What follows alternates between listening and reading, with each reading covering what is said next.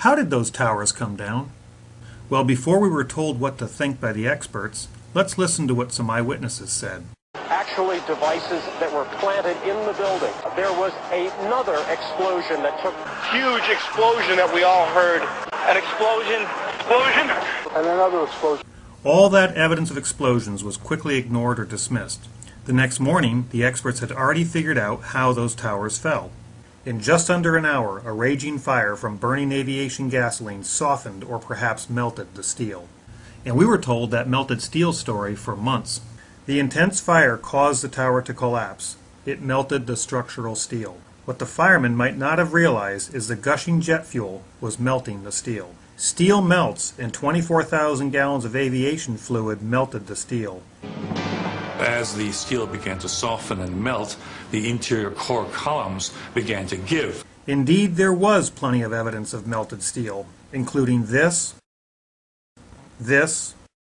and this, molten spheres of iron, steel like Swiss cheese, and of course this. But over time, this melted steel story changed. Even today, the media report and many scientists believe that the steel melted. This is not true. And NIST said that the molten steel was irrelevant to the investigation of the collapse, since it does not provide conclusive information on the condition of the steel when the towers were standing. John Gross of NIST, who was at the yard observing plenty of evidence, denied its very existence. First of all, let's go back to your basic premise that there was a pool of molten steel. I know of absolutely nobody, no eyewitness who said so. Except these firemen. You'd get down below and you'd see molten steel running down the channel rails. And this eyewitness. The fires got very intense down there and actually melted beams where it was molten steel that was being dug out. And this architect. It's this fused element of steel, molten steel and concrete and all of these things all fused by the heat into one single element. Molten iron in explosions is easily explained by incendiaries and explosives, but not by fires. So that evidence had to be ignored and denied. If their melted steel story wouldn't work, then how did they explain how those towers came down? Professor Bazant and others published several scientific papers with rigorous equations proving how the upper top block of floors crushed the lower, larger section down to the ground, and then the upper block crushed itself back up. It neglected to explain how the upper block fell through the inner core columns, or why those core columns fell last. In addition, the theory ignores Newton's third law. But other experts disagreed, and instead we were told that it was a pancake collapse, which contradicted the Bazant pile driver theory. Then you had this sequential failure that took place where it all pancaked one after the other. The result is what's called a progressive collapse, as each floor pancakes down onto the one below. But the pancake collapse also couldn't explain how the core columns fell. And despite all the animations, entire floors collapsing are not what we observed. But NIST said, NIST findings do not support the pancake theory of collapse, which was premised on a progressive failure on the floor systems in the WTC towers. NIST also said their study does not actually include the structural behavior of the tower after conditions for collapse initiation were reached. We were unable to provide a full explanation of the total collapse. So here we are many years later with no official theory given for the total collapse of the Twin Towers.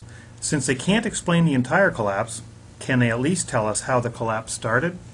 After detailed study, the experts said that the floor truss connection to the columns failed first. Many structural engineers believe that the weak points were the angle clips that held the floor joists between the columns on the perimeter wall and the core structure. At the Massachusetts Institute of Technology, Professor Eduardo Causel has been carrying out research into the disaster. This computer simulation done at MIT shows how heating the trusses would cause them to fail. What the simulation shows is that the most likely the weak point of the floor were the connections to the supports.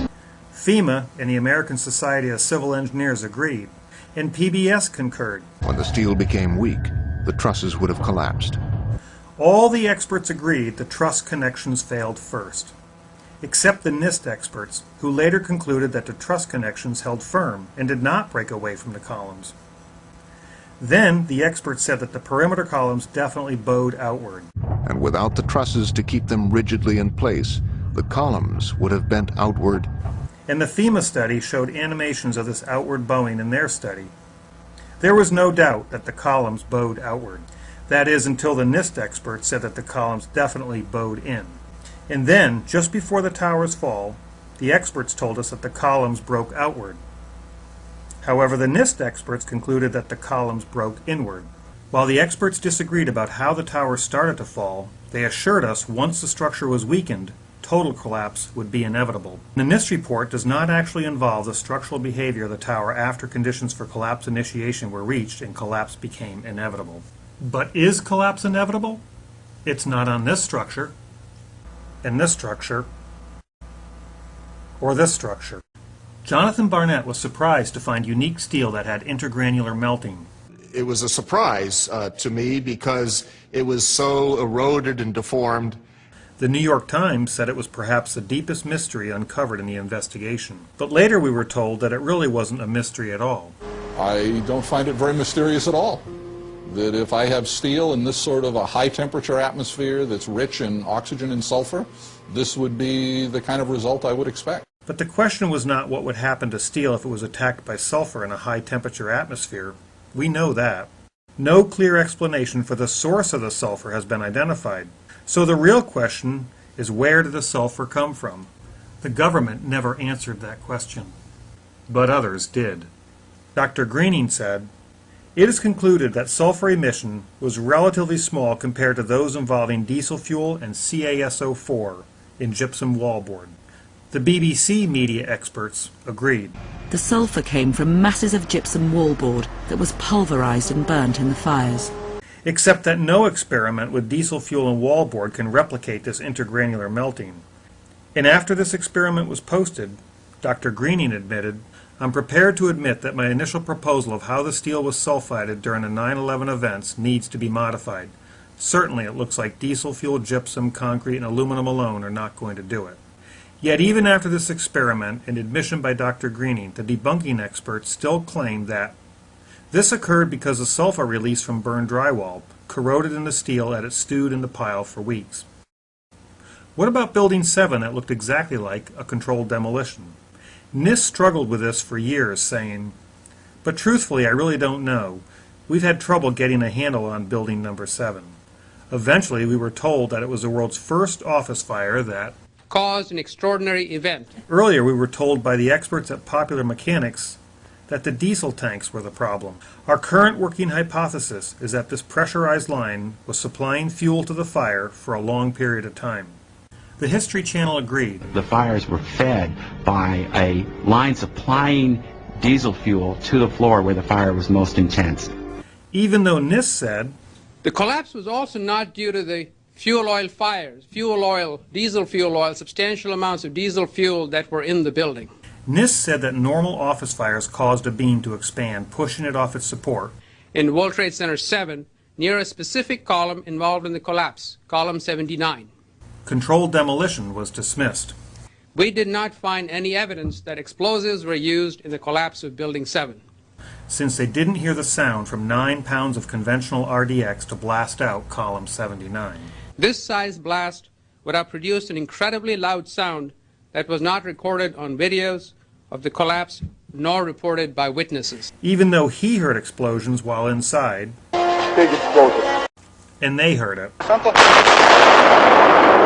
But because NIST never heard anything, they didn't bother to look for explosive residue as recommended, or consider that instead of conventional RDX that makes lots of noise, maybe some high-tech quieter explosives could have been used, like patented thermitic devices that can be employed to demolish a concrete structure at high efficiency while preventing a secondary problem due to noise, flying dust, and chips and the like, or can focus energy by means of a torch-like ejection of hot reaction products and is extremely ignitable, or could be useful for cutting materials including metals, masonry, reinforced concrete, rock, and the like, or consider the wonders of modern explosives as described in the Nanoscale Chemistry Yields Better Explosives article by Lawrence Livermore Labs, or the fact that active nanothermite was found in the dust and carbon nanotubes, a byproduct of nanothermite, has been found in the first responders' lungs. Or maybe they should have explained what we see happening in this window. which looks more like this than an ordinary fire.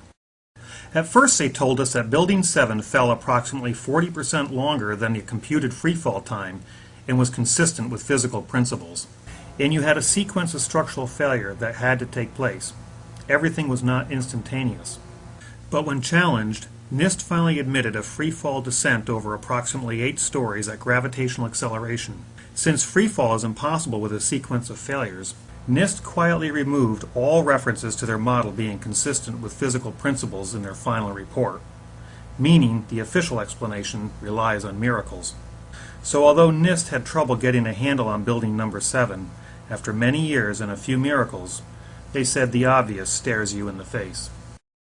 As more independent scientists pointed out that iron microspheres in molten steel could easily be explained by thermitic material, the National Geographic experts tried to explain that thermitic material could not have been used because it won't even cut or melt a steel column. Despite 175 pounds of thermite packed around the steel column, it remained undamaged.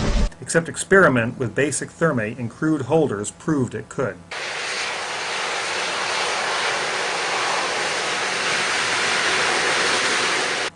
Like National Geographic, the BBC got a real expert, once again to prove to its viewers that thermite cannot melt steel beams.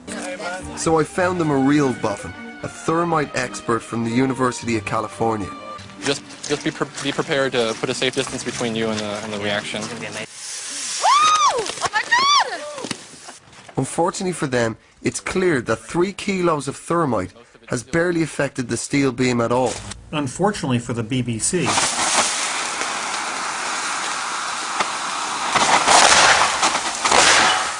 it's clear less than 2 kilos appear to have damaged this beam.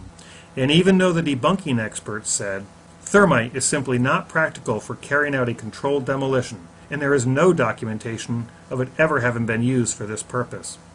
But in 1935 it was used to take down a 3 million pound tower taller than World Trade Center 7, with 1,500 pounds of thermite on the outside of the steel columns. Why couldn't thermite also work if it was placed on the inside of steel box columns? In 2011, an entire new theory was developed to help explain all the eyewitness evidence of explosions that NIST never heard.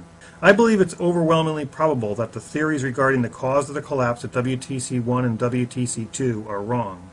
The disintegrated aircraft probably came to a stop near the center of the buildings, even though the jets were totally shredded in order to knock all the insulation off, according to the NIST fire theory.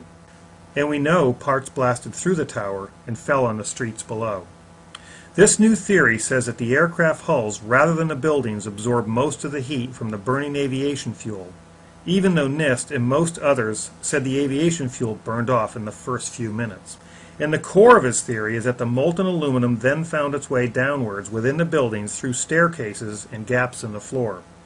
Fortunately, the firemen that rushed up while thousands ran down those staircases somehow managed to avoid the molten aluminum. And after an hour or so, the flowing aluminum underwent a chemical reaction with water from the sprinklers in the floor below. I regard it as extremely likely that it was these explosions that made the skyscrapers collapse. Except the NIST experts said there was no evidence of any blast or explosions in the region below the impact and fire floors. But other establishment experts appear to be having some difficulty with this latest theory. In Professor Bazant's opinion, all factors relating to the collapse have been accounted for, and he thinks the official explanation suffices. Besides, he said, I've explained it in 6 papers in leading journals. And Thomas Eager of MIT said, I do not see any merit to this new, more complex explanation. He pointed out that Occam's razor said that the simplest explanation is usually the best. So using Occam's razor may be the simplest explanation for all those sounds of explosions are explosives. Can an expert propose 2 completely contradictory theories to explain what happened to those towers? Let's find out. Jonathan Kay wrote a book called Among the Truthers and was interviewed on National Public Radio. And for those who don't trust NIST and don't trust the 9/11 Commission, there's a report, it's called What Did and Did Not Cause Collapse of WTC Twin Towers in New York. These are the reports they need to read. Perhaps just give me a couple of sentences highlighted from that report that you are referring to. What is the explanation for the collapse in that fashion? Sure. Sure. Well, the collapse of WTC 1 and 2 was a floor-by-floor collapse, which initiated global collapse. And this is not especially complicated principle, but as I said, the details of the reports that I cited. I think it was called like a pancake effect or something. Well, the pancake effect refers to the floor-by-floor effect. So one floor will collapse, and the impact of the other floor will cause a chain reaction. So Kay proposes two opposing theories that are both wrong. In 3 years of interviewing and debating conspiracy theorists, I don't think I have ever won an argument. I think we understand why. So let's review what the experts told us. There were explosions, there were no explosions. The fires melted the steel. The fires didn't melt the steel. The truss connection broke. The truss connection didn't break. The columns bowed out. The columns bowed in. Building 7 didn't free fall. Building 7 free fell. The sulfur came from the gypsum. Sulfur didn't come from the gypsum. Collapse was inevitable, although it's not inevitable. The experts can't melt steel with thermite, but a novice can. In all the theories we've been told by the media and institutional experts, their melted steel theory is wrong because those fires are too cold to melt that steel. Their crush-down, crush-up pile driver theory is wrong because it defies Newton's third law and doesn't match observation. The pancake theory is wrong because it defies momentum laws and cannot explain the fall of the core and does not match observation. And their aluminum sprinkler theory is wrong because there is no evidence to support it. And after years of study and millions of dollars, our government doesn't have any theory at all for the collapse, simply saying it was inevitable. And none of their theories can be demonstrated experimentally or explain the molten steel, the iron microspheres, the eutectic formations, free fall, uniform acceleration with no jolts, nanothermite, and much more. So what theory do you believe? Most people would rather believe the corporate media and mainstream experts, even if their theories are wrong and don't make sense. But if you have the courage to look at all the evidence and to independently think using basic laws of physics, you will clearly see the elephant the experts are desperately trying to hide. They want us to never forget 9/11, but also want us to never remember the uncomfortable evidence. Because the experts told us, the investigation team has studied every possible scenario, except the controlled demolition scenario that best addresses all the evidence, and was clear that very first day before the experts had the chance to hide that elephant. This was clearly, the way the structure is collapsing, this was the result of something that was planned. This is not, it's not accidental that the first tower just happened to collapse and then the second tower just happened to collapse in exactly the same way. How they accomplished this, we don't know. So how did those towers come down? They were intentionally blown up. The obvious stares you in the face.